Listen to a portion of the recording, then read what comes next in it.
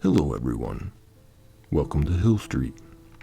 Today's story is The Man Behind the Door. If you end up enjoying this story, please leave a like. Now, let's get to this nightmare. My name is Eric Vaughn, and I'm 18 years old. I've had some strange experiences when I'm laying in bed at night, and nobody else believes me. And I feel I have to tell people about this. So here I am. In order to understand this story, you all should be familiar with my childhood and my experience with this in the past. Ever since I was 6 years old, every night when I fell asleep, there's been an extremely tall man that stands in the darkness and watches me sleep all night. I'd never seen his face. I've always been too scared to check. Scared that if I moved, he would attack and kill me, or something of the sort. In the beginning, he would just stand in my room, his head just about touching the ceiling. The bulk of my memory is him in the corner, not moving, and just staring daggers into me with lifeless eyes. I couldn't see his face, but I could always tell when he was looking right at me. When I turned 11, however, I remember the exact night when he was no longer standing in my room, but instead standing outside my bedroom door. I didn't know why he changed positions. Maybe he got suspicious or something. His shadow peering into my bedroom, even though my dad always made it a point to turn off the lights when we were asleep. The hallway light was always on when the man behind the door was there, waiting for something, or perhaps someone. No matter what I told my family, none of them believed me. When I was younger, my parents said I could sleep in their bed if I was scared. It didn't matter. The man still showed up, every night, standing right outside the bedroom door. I remember one night specifically. I was terrified, just like every night, when I heard my younger brother knock on my door. It was at that point the most terrified I have ever been. And when my brother walked in, the man was gone. Nothing was there. I was too confused to even listen to what my brother was asking me. I was too focused on the hallway. The light turned off when he entered the room. I walked out of my bedroom door and into the cold and now dark hallway and turned on the light. Nothing. Nothing was there. I wasn't satisfied just yet. I wouldn't be until I was sure he was gone, and sure enough, for the first time in maybe 7 years, I slept peacefully. The feeling of relief didn't last long, however, as the next night, everything was back to normal. Soon, I just stopped trying and just accepted that this will always be a part of my life. However, this is around when I started using the internet. I was about 13 at the time, and I found out about the word of lucid dreaming and sleep paralysis. I must have read hundreds of stories of people's experiences. Nearly all of them involved a tall shrouded figure or a demon haunting them at night. Finally, I knew I wasn't crazy. My experiences have been validated. That night, I barely even noticed the man behind the door, and as a matter of fact, in a couple days he was gone altogether. I had really thought this chapter in my life was about to close. My sleep paralysis demon was gone, and I could sleep peacefully and not in fear. Well, unfortunately, that wasn't true. As one time, I saw my parents were watching the local news after dinner. I was washing dishes in the kitchen and halfway listening to it as background noise, when I heard a news segment about a recently arrested criminal, a 40-year-old man named Tyson Roberts, who was just being charged with murder while robbing a convenience store.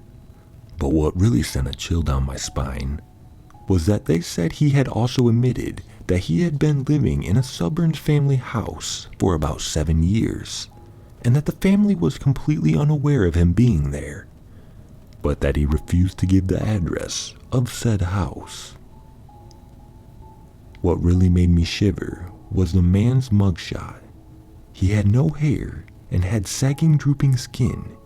He looked much older than 40, but I wasn't one to judge. His eyes were large and wide, probably from drug use or something. I don't know. The air felt like it was standing still for some reason whenever they would cut over to his mugshot, like it was giving me headaches or something. I didn't put 2 and 2 together until a couple weeks later, when my parents went to the attic to get Christmas decorations, and I heard my mom scream, louder than I ever had before, and my dad saying he was calling the police. I sprinted in along with my younger brother, thinking something had happened to our mom. What we saw was nothing like we had experienced. A grandfather clock laying face down on the floor, with a hollowed out backside in the shape of a person fit perfectly for someone who was at least 7 feet tall. Inside the clock were stolen food from our pantry, a plastic water bottle that had been missing for years, and perhaps most terrifying, a handful of photos taken on my dad's camera, which he thought was stolen by me or my brother. The photos were of us. There was one of us eating a family dinner, one of us sitting outside on the picnic table, and the last of all photos of me asleep in bed. I didn't get much sleep after that. I kept having dreams of the man from the TV's face staring intently at me, snapping a photo and going up to the attic to hide in the clock. After my dad called the police, they confirmed that this was the house Tyson Roberts was hiding in. DNA samples found in the attic confirmed it, but they told us not to worry, as he was going to prison and he wouldn't bother us any longer. They even offered a couple officers to stay watch for the night. The night came and went, and nothing of interest happened. It still took me and my family time to readjust, but we all decided it would be best to move houses, to get a clean slate and not be reminded of what happened in the attic unknowingly for years.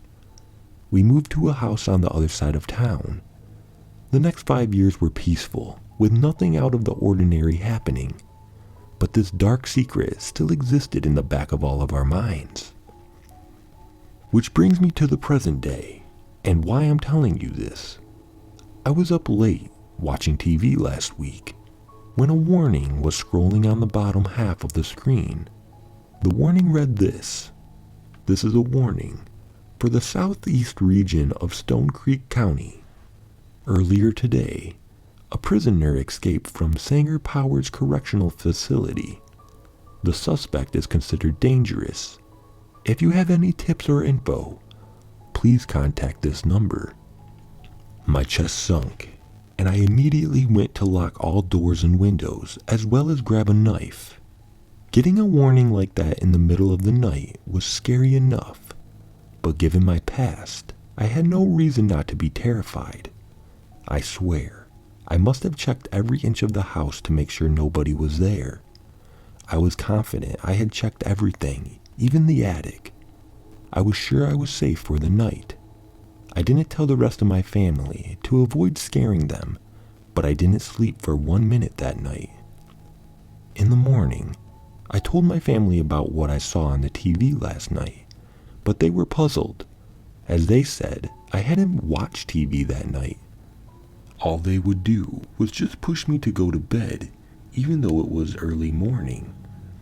That's when I looked around me and saw we were back in our old house, like nothing had changed. Things didn't make sense. The more I looked, walls were fuzzy and had been moving patterns. My family all seemed to stare at me without blinking. Then they all grabbed me, trying to forcibly stuff me into the grandfather clock in the attic. I screamed and begged for them to stop, but they were too strong. The last thing I heard was my dad saying, "He's all yours," in a disturbingly cheerful tone, and the man from the TV and my darkest nightmare was right behind me, devilish grin plastered on his face. That's when I woke up in a cold sweat and breathing heavily. I checked the clock and it read 5:10 a.m. It was still dark outside. It was just a nightmare. Thank God, I said to myself, nearly in tears from the horror my mind had just created. I started to chug the water from my bedside table, and my eyes reached my bedroom door, and I saw a shadow peering in. I knew at that instant that the inevitable had happened. The man behind the door had returned. The end. That was The Man Behind the Door. If you ended up enjoying this story, please leave a like. I hope you all have had a great day, and have a good night.